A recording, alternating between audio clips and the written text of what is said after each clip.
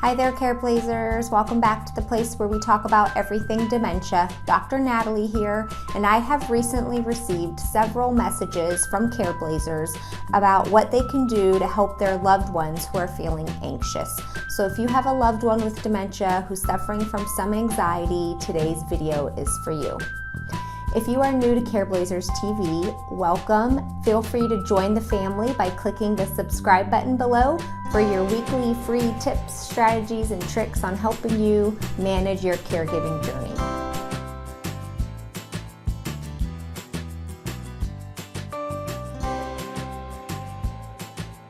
Anxiety is a common symptom for people with dementia, and it's difficult sometimes to try to find ways to help calm their anxiety because many times people with dementia are unable to tell you what's making them anxious or what's bothering them. So you have to play detective a little bit to try to figure out what's the reason they're feeling so anxious so that you can try to fix that.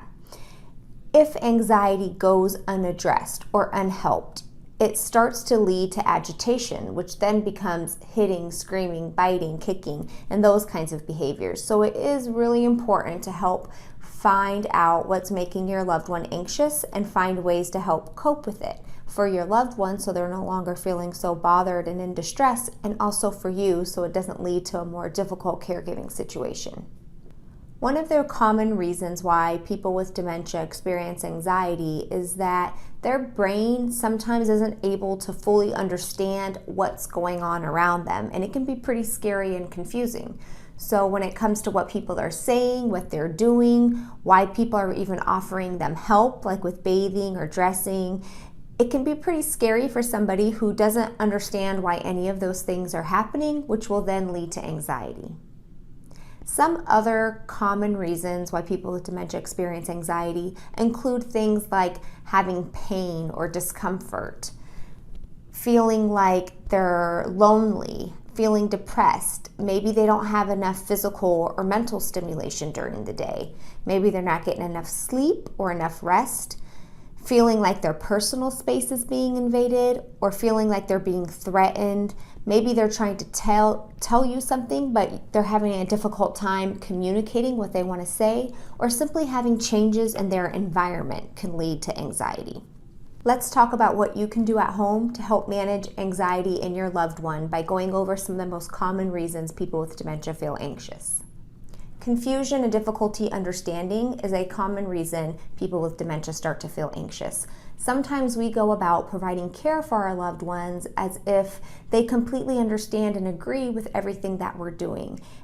That a lot of times means that we're looking at situations through our own eyes, through our own mind. We know why we're doing all of these things, but we need to stop and try to take some time to look at situations through our loved one's eyes.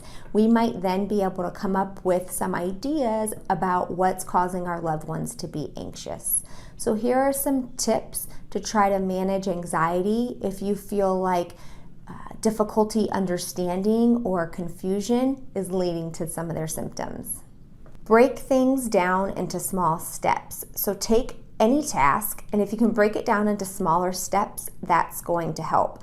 The more demands that your loved one feels, the more likely they're going to feel anxious. You also want to avoid asking them difficult questions or testing their memory, as this can also lead to anxiety. Sometimes caregivers want to ask their loved ones questions just to see if they're able to get it right, and that can make your loved one feel overwhelmed and frustrated because they're unable to come up with the answer. So try to avoid these little memory tests with your loved one. Let me share a recent story that happened with a Careblazer. It will demonstrate my idea behind taking a typical task and breaking it down into smaller steps to help your loved one and to help them not feel so anxious. So a Careblazer recently called me pretty much in tears that her husband was not taking his evening medications. She had been giving him his evening medications for years and years and years in his applesauce, and on this particular night, he wasn't opening his mouth. The more she tried to give him the medication, the more anxious he appeared, and then the more stressed she got, the more tearful she got, the more frustrated she got, and nothing seemed to really work in terms of getting her husband to take his medications.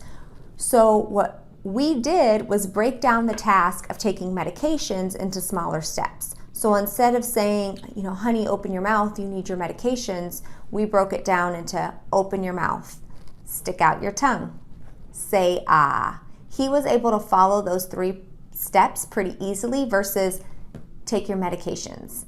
So whenever you have a task that your loved one isn't doing, try to break it down into smaller steps and see if it helps.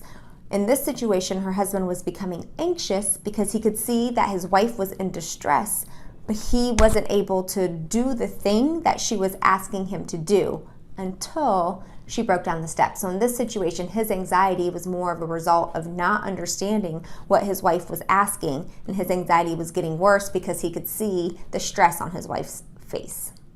Another reason people with dementia are sometimes anxious is because they misperceive situations. They misperceive safe, innocent situations as something threatening. Could you imagine if you didn't understand why you were receiving help with bathing or dressing or using the toilet, and you didn't know why these people were coming up to you and trying to help you with some pretty personal matters? My bet is that you would be pretty anxious too. If your loved one is becoming anxious, specifically around bath time, toileting time, dressing time, make sure that you're talking to them as you do all the little steps. Let them know you're about to touch them, that you're about to help them.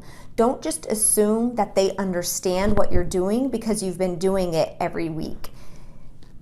They are not going to automatically be okay with what you're doing or what you need to do every day. Just because you understand that they need the help doesn't mean that they understand. So you want to make sure that you take your time and avoid doing any of the big care tasks when you're pressed for time. Consider doing these tasks earlier in the day when possible, when people with dementia are generally at their best. Consider having some soothing music in the background, and make sure your nonverbals look calm and soothing. The way you look, your nonverbals will communicate more to your loved one than any words you could possibly say. When you do provide them with care, give them reassurances throughout the care task. Say things like, "You are okay. I am right here with you. I'm going to help you. I'm going to stay by your side."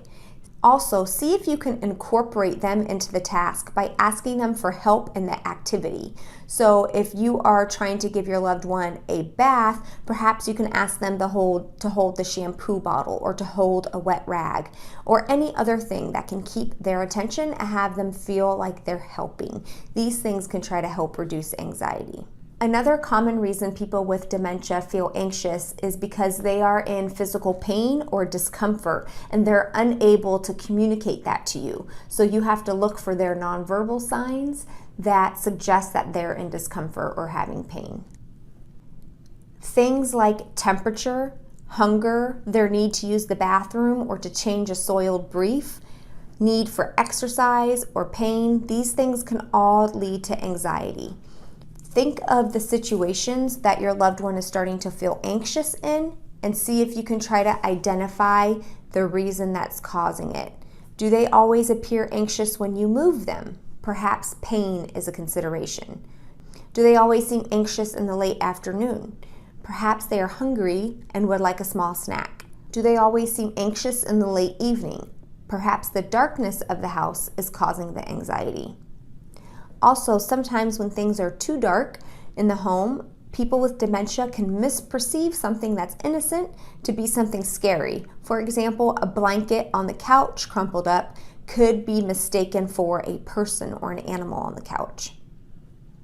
If you notice that your loved one paces a lot, that could be a sign that they need some more activity, or they're looking for a safe outlet for activity. If pacing doesn't put them in danger, by all means let them pace, and consider incorporating a walk into the daily routine. If your loved one doesn't seem to be doing much during the day, perhaps anxiety can be coming from loneliness or lack of stimulation. Consider incorporating some daily pleasant events into their routine, or taking them to an adult day center, or just spending some quality time talking with your loved one. Other general things to consider to help reduce anxiety are things like avoiding caffeine in your loved one, especially in the evenings, avoiding loud, scary, or disturbing, violent TV shows because your loved one with dementia could think that's reality. You could consider using essential oils like lavender, which has been known to be calming. You can also talk to your loved one's doctor about medications that can help. There has also been some fairly recent research on using medical cannabis oil as a way to help reduce anxiety in your loved one, and that is something certainly to talk to your loved one's doctor about. My big recommendation for you Careblazers who have loved ones with anxiety is to try to take some time to see the world through their eyes, to try to figure out what could possibly be causing the anxiety. I have some questions that you should ask yourself whenever you notice the anxiety symptoms in your loved one, and it can help narrow down and help give you ideas on what's causing the anxiety. So here are the questions. What is the specific behavior that you're noticing that tells you that they're anxious? Where does that behavior occur, and when does it occur? Who is around when that behavior happens? What happened just before your loved one did the behavior? So AKA what triggered it? And who responded to the behavior and how? So grab a notepad or a piece of paper and start documenting these things. Careblazers, I hope this video has been helpful to you. If you have a loved one with anxiety and you have found ways to calm them or soothe your loved one, leave a comment below and help your other Careblazers out.